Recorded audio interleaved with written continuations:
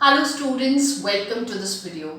Students, आज इस video में मैं आपसे डिस्कस करने वाली हूँ how to prepare business studies. बहुत सारे स्टूडेंट्स का, बहुत सारे बच्चों का एक क्वेश्चन होता है कि मैम हम बिजनेस स्टडीज को प्रिपेयर कैसे करें। उसका एक मेन रीज़न ये है कि जो एक्सप्लेनेशन है बिजनेस स्टडीज में वो बहुत ज़्यादा है, तो it is difficult for the students कि वो इतनी सारी लर्निंग कैसे करें और कैसे उसको लर्न करके रखें और कैसे उसको लंबे टाइम तक याद कर सकें। सो इसके लिए मैंने आपके लिए 3 पॉइंट्स निकाले हैं in very easy 3 steps you can learn business studies. सबसे पहले आता है हमारा हेडिंग्स। हेडिंग्स जो होनी चाहिए वो आपकी एनसीईआरटी की होनी चाहिए। जब भी आप हेडिंग्स को लर्न करें तो हमेशा एनसीईआरटी की हेडिंग्स लर्न करें। जैसे कि एग्जाम्पल लेते हैं, अगर हम कैरेक्टरिस्टिक्स ऑफ मैनेजमेंट को लर्न करते हैं तो हमारी कैरेक्टरिस्टिक्स ऑफ मैनेजमेंट हो गई, जैसे कि management is pervasive, management is continuous, management is goal oriented, management is group activity. तो ये हमारी एनसीईआरटी की हेडिंग्स है। इसका सबसे बड़ा रीज़न क्या है, क्यों हम एनसीईआरटी पे ही फोकस करते हैं? उसका रीज़न ये है बच्चों कि जब हमारी शीट्स चेक होती है बोर्ड एग्जामिनेशंस की और जो मार्किंग स्कीम मिलती है एग्जामिनर्स को, तो वो टोटली एनसीईआरटी पे बेस्ड होती है। और जो बच्चे एनसीईआरटी से लर्न करके जाते हैं तो उनको उनकी जो स्कोरिंग होती है आंसर शीट में वो इजी हो जाती है। एंड मोर ओवर हमें एनसीईआरटी को एक बाइबल की तरह फॉलो करना चाहिए, बिकॉज हमारी जो केस स्टडीज हो जाती हैं, चाहे वो 1 मार्क के क्वेश्चंस आते हैं, वो टोटली हमारी एनसीईआरटी से ही बन के आते हैं। So I would recommend even a thorough reading of NCERT as well. तो सबसे पहले हमें क्या करना है, हमें हेडिंग्स जो भी लर्न करनी है वो एनसीईआरटी की लर्न करनी है। तो हम सबसे पहले हेडिंग्स को लर्न कर लेते हैं, either with the help of shortcut also. Then हम आते हैं, सेकेंड चीज है, जिन हेडिंग्स को हमने लर्न कर लिया है, अब उसके एक्सप्लेनेशन को लर्न करने में सबसे ज्यादा बच्चों को प्रॉब्लम होती है, बिकॉज एक्सप्लेनेशन एक एक पॉइंट का 3-3, 4-4 लाइन का होता है। तो उसके लिए हमेशा आप ध्यान रखें कि उसके लिए कीवर्ड्स और की लाइन्स को लर्न करना है आपको। इससे आपका टाइम भी सेव होगा और आप उन छोटी चीजों को लंबे टाइम तक याद रख सकते हैं। जैसे अगर हम ये कहते हैं मैनेजमेंट इज परवेसिव, तो परवेसिव का आप मतलब लर्न कर लीजिए, that means it is required everywhere.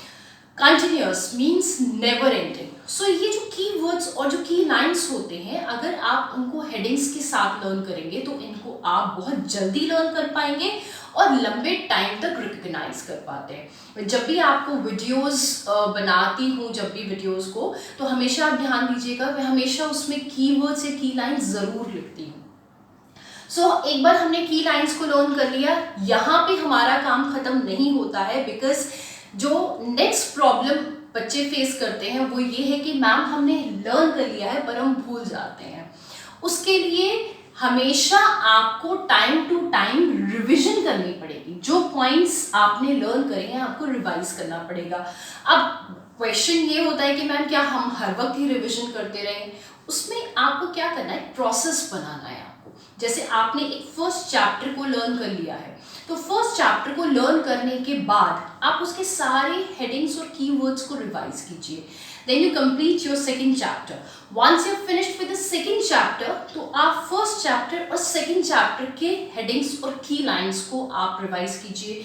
ऐसे ही जब आप चैप्टर्स पढ़ते चले जाएंगे तो पिछले वाला जो चैप्टर है, कोई भी एक दिन आप बीच में निकाल सकते हैं एक चैप्टर के लिए। तो उस एक दिन में आप 1 घंटे में, आधे घंटे में जो पुराना आपने पढ़ा हुआ है एक बार उसको रिवाइज कीजिए। ऐसे ही जब आप 10 चैप्टर्स को पढ़ेंगे, दैट मीन्स आपका 10 बार आपका वो चैप्टर रिवाइज हो चुका होगा। So I guarantee you and I am 100% sure, अगर आप इस तरीके से बहुत स्मॉल पार्ट्स में रिविजन करेंगे इवन हेडिंग्स और की लाइंस की, तो आप कभी भी बिजनेस स्टडीज को नहीं भूलेंगे। And at the last of the time of the board exams आपके टिप्स पर बिजनेस स्टडीज होगी। So these are the main 3 things which you have to focus while you are studying business studies। Headings learn करिए, NCERT पर focus कीजिए, then उनके keywords और की lines को लर्न करिए and keep revising the points. आप एक हफ्ते में संडे वाले दिन या सैटरडे वाले दिन कोई भी एक दिन ऐसा रख सकते हैं जहां पे आपने जो चैप्टर कंप्लीट कर लिया है, just for half an hour उसकी की लाइंस और कीवर्ड्स को आप रिवाइज करें। जो टॉपिक्स आपने पढ़े हैं आप उनको रिवाइज करें।